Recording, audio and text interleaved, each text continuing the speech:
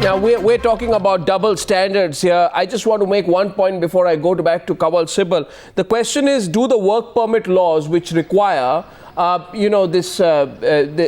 domestic help of Devyani to get paid more than her employer, do they apply to her? Now, Article 47 of the Vienna Convention for Consular Relations, according to it, private staff of consular officers and consular employees are exempt from, quote, any obligations in regard to work permits imposed by laws and regulations of the receiving state concerning the employment of foreign labor.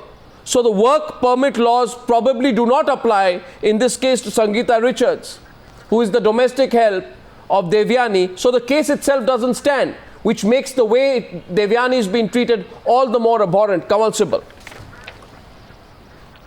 Yeah, I was saying that U.S. embassies and U.S. consulates are sovereign U.S. territories.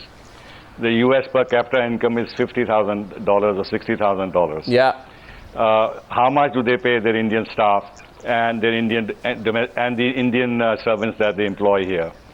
They should observe their own laws and minimum wage standards, which they want to apply on us, at least on American territory here, which they don't. And one of the charms for these fellows to come here is, in fact, that they get services very cheap, cheap. That's one. Yeah. The secondly is that we have asked the embassies and the U.S. embassy and consulates to tell us how much they are paying their Indian staff, etc., etc. But I can guarantee you they will never answer this question because it will be self-incriminating and they will expose themselves. Yesterday... Thirdly, insofar as diplomatic immunities is concerned, it is the Americans who are most attached to privileges and immunities. They walked out of Iraq because they couldn't get immunities for their military people and other people serving there. They are willing to walk out of Afghanistan unless they can get certain kinds of immunities which are a derogation of the sovereignty of Afghanistan. In U.S. military bases in Turkey, where I had served, it's the U.S. law applies, not Turkish law. No, you mentioned the case of Raymond Davis. Earlier, it was President Obama who claimed diplomatic immunity. This whole business of diplomatic immunity was actually organized by Western countries so that their diplomats could operate without fear of pressure or arbitrary detentions or other things in countries where they felt the rule of law was not very strong. But now you find countries like the United States are misusing and abusing these conventions. But Kanwal Sibal, even if I cut some slack... So it's not India. If tomorrow they have a... Even if I cut some slack to the hypocritical Americans, given the fact that they are probably genetically better equipped to be masters of slavery, after all, they have been professionals in the art of slavery for so many centuries. You know what I think, Tahmina, modern day slavery is? I think it is modern day slavery to pay, for example, an Indian person who holds a position like political advisor with a foreign mission, 1/5 of the salary that you would pay an American. I think it is modern day slavery that you pay Indians, fully qualified Indians in proper white collar jobs, 1/3, 1/4 or 1/5 of the salary you would pay an American. That's slavery. I don't think, Casey, tell me, if an Indian embassy hires, if an Indian embassy hires a... Salaries are probably being maintained. So whatever employees they have, wherever they have them in the world, my guess is that the local salaries are being maintained. You know what? That is so laughable, Tahmina. You know what the local salaries are? Grades 1 to 3 earn less than $1 a day. Children of domestic staff are removed from school. The meals they have 1 meal a day. Children are sent to sell water or toiletries on the streets. 1 minute. 1 minute, let me tell you the truth, and don't get touchy about it, Tahmina. Listen to me, please, unless you don't want to listen to the bitter truth. I will make you listen to the bitter truth tonight. Maid is in the US and the promise was made for a certain amount of salary. It doesn't have to be more than what Ms. Devyani was getting paid herself. It's only a fair salary. I'll tell you what's worse. I have this official report, and you know what it says? It says it is entirely unfair to see American colleagues receive a January salary increase year after year, and they, that is the domestic staff, receive nothing for 5 years and counting. Not only do you not pay them, treat them like slaves, but you don't even increase their salary once every 5 years. So you know what? Don't give me that high moral ground nonsense. Enough moralizing from America to the world, Tahmina. Tahmina, you will be judged by the rules you try to throw at others, right? That's what's happening here. Casey, so Casey, how long should we push the Americans and what should we get out of them now? I think it's time they realize that this is doing tremendous harm to India-US relations. This is the Democratic Party's human trafficking agenda, which has gone haywire. They're just applying it selectively and applying it unthinkingly, because even as Mr. Sibal explained, you take the package of this maid. It's not just the salary. You take the package of the maid, which is health, food, and everything. It comes very close to the minimum, the minimum wage prescribed in New York. So why are we running away from this? We can face this. She's being paid according to certain standards, which are not at variance with New York standards.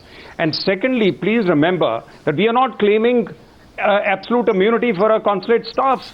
We are saying that as per the convention itself, she should only be tried for a grave crime. Now, we were given the example in England of somebody caning his servant.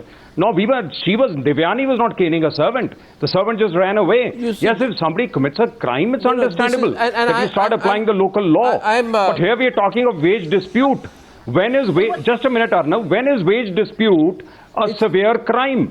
And secondly, it is prescribed in the same convention that you must treat the person with respect.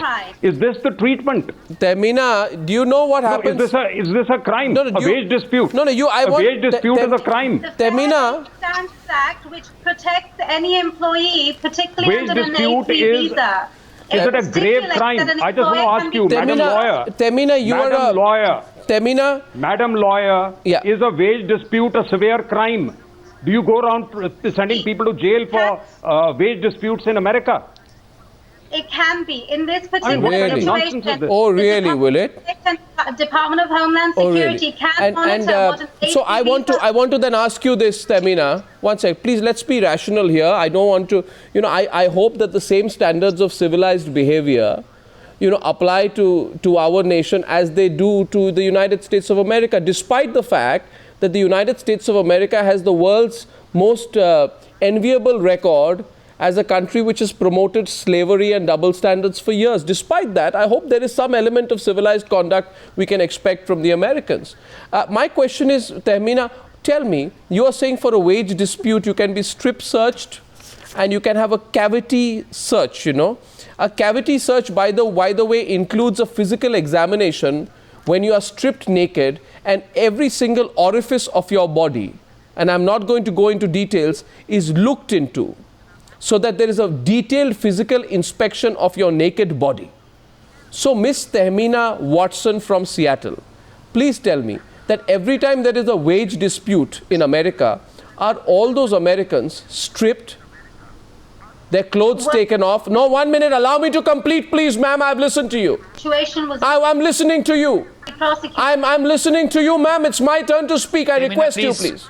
I'm asking you today that I want to know from you whether in your country, and allow me to speak, Tahmina. Tahmina, you don't want to hear the difficult. I'll tell you what happens. There is a complete and detailed search and an inspection of the prisoner's naked body, including body cavities. That is what she went through. That is what she went through. And I want to know from you, Tahmina, if you care to listen, that if a lady American diplomat were to be strip searched in that demeaning manner, I want to know whether Hillary Clinton and Barack Obama would be quiet tonight. And if they would not have been, what has caught their tongue tonight? Embarrassment or shame? So, let's be a little... May I interrupt? May I come in? But my guess the standard procedures may have been... It's not standard procedure. This is standard procedure in an uncivilized country. Sarosh Zaiwalla wants to come in. Sarosh. Arnab, Sheshadri Chari, I'll give you the last word. I entirely agree to this. Please. I entirely I entirely agree with you that if she had been cavity search and strip search, then it is condemnable and it is totally unnecessary. And I think somebody has overreacted in the New York police. And the way forward is to rationally take it up with the United States government that this was wrong and action must be taken with the police officer who did that. Because how can a lady have a strip search and a cavity search for a dispute regarding something about human rights? I agree with you entirely. C Singh says State Department complicit. Casey.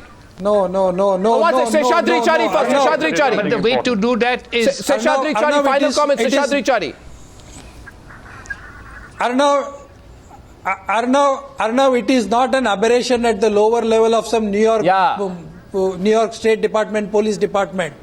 This has come from the highest department. The State Department knew of this case at least 3 months in advance, and the State Department kept it under wraps. Therefore, it is absolute fallacy to say.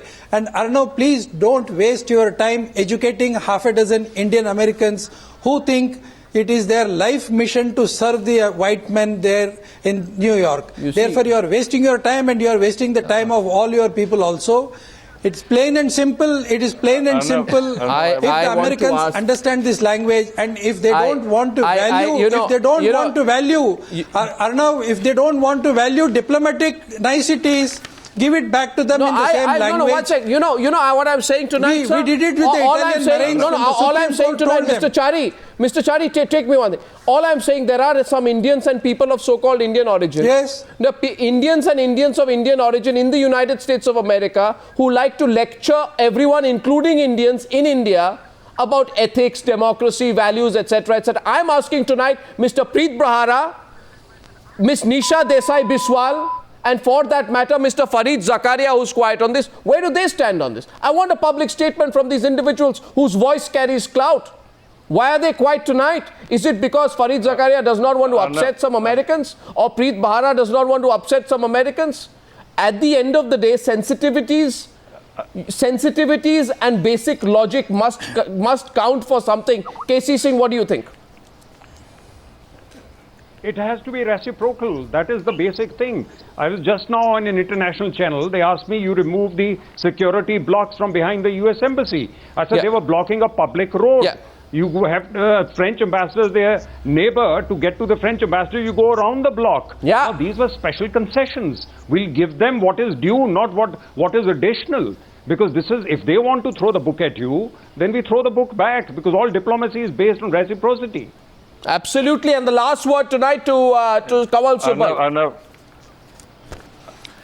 Two things, Arnab. First of all, this reference to standard operating procedure is an obfuscation, because I have been told what these procedures are. There are 4 degrees of these procedures. The first is simply a pat down.